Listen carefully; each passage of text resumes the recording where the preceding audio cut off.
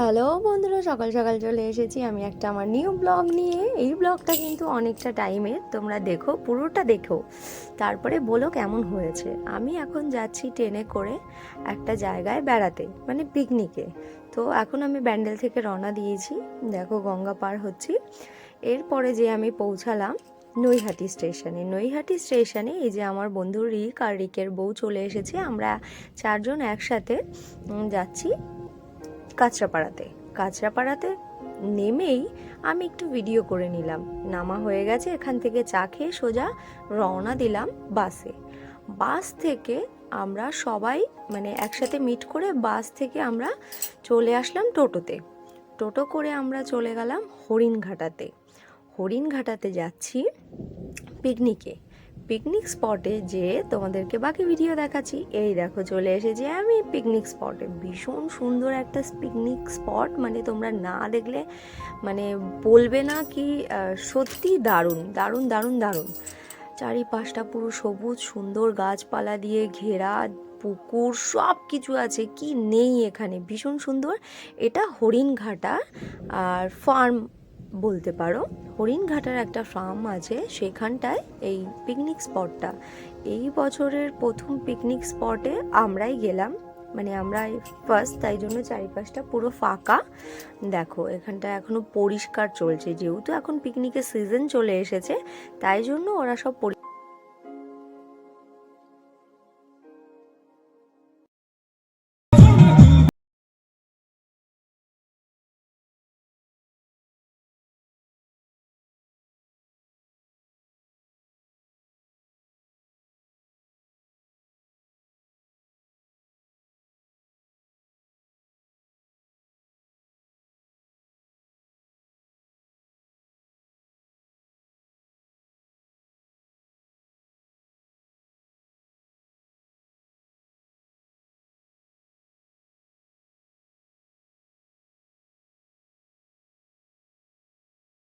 কিছু মানুষ ওপারে দাঁড়িয়ে রয়েছে, তাই তাদেরকে টেনে নিয়ে চলে গেলাম নাচানোর জন্যে।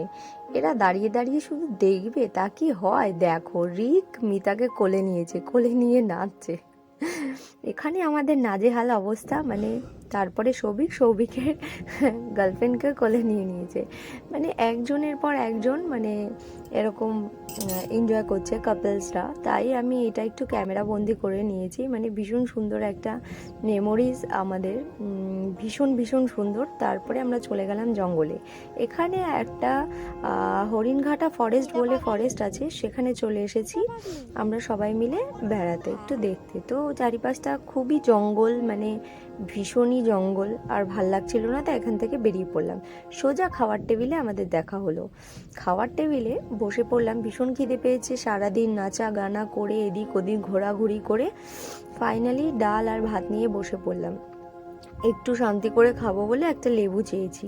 দেখো ওরা কিসে খাচ্ছে, সম্রাট তার মধ্যে লেবুটা আমার পাত থেকে নিয়ে নিল, নিয়ে আমাকেই প্রথমে চিপে দিল, তারপরে ও নিয়ে নেবে বলে পুরোটা নিয়ে নিল। আমি ডাল দিয়ে খেতে শুরু করে দিলাম। দেখো ও সম্রাট খাচ্ছে গামলাতে, কেউ ট্রেতে, মানে ভীষণই একটা মজার দৃশ্য, মানে যে যেরকম পেয়েছে সেরকম খেয়েছে। বিকজ দেখো এটা তো পিকনিক, আর আমরা নিজেরাই অর্গানাইজ করেছি, তো কিছু পাতা শর্ট পড়ে গেছিলো, তখন কিসে খাবে, তাই ওগুলোতে খাচ্ছিল। আমি একটা লেজা মানে কাতলা মাছের লেজের পিস নিয়ে নিলাম, যেটা আমার খুব বেশি পছন্দের না, কিন্তু বর পছন্দ করে, ভেবেছিলাম ওকে দেবো, কিন্তু শরীর খারাপের জন্যে ওকে এই চর্বি জাতীয় জিনিস দেওয়া বারণ আছে, এমনকি খাসির মাংস। তো তাই জন্য আমি নিজেই খেলাম।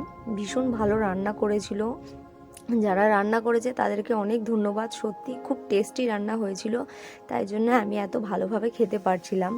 তো আমার বর দেখো কাতলা মাছ দিয়ে ডাল দিয়ে সব কিছু দিয়ে ওর ভাত খাওয়া হয়ে গেছে, কখন যে মাংস আসবে সেই অপেক্ষায়ও বসে রয়েছে। তারপরে এরকম অপেক্ষা করতে করতে ফাইনালি আমাদের যেটা আর কি ফেভারেট সেটা চলে আসলো, সেটা হচ্ছে খাসির মাংস। দেখতেই পাচ্ছ চলে এসেছে মাংস, এখন তো আমাদের খেতে হবে। দেখিয়ে দিই তোমাদের। তো খাসির মাংস খাওয়া হয়ে গেছে, তারপরে দিয়ে দিল চাটনি পাঁপড়, আর আলুটা তুলে নিল রিক আমার পাত থেকে। ও দাঁড়িয়ে রয়েছে যে কে কোনটা খাবে না সেটা খাওয়ার জন্যে।